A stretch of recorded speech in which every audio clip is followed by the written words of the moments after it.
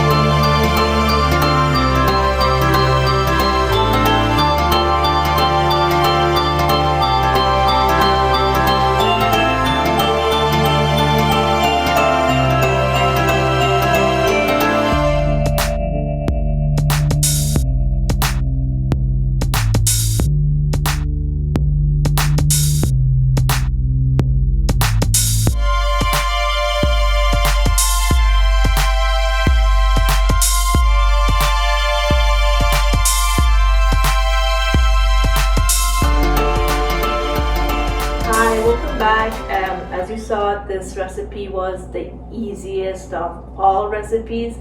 A few minutes and you have a very delicious snack. You have a very good breakfast if you eat this for breakfast. The kids will love it. It's sweet, it's full of nutrition, and it's very easy to make these, as you saw. I'm going to try some and I will let you know about the taste of these delicious oatmeal almond butter date balls, energy balls.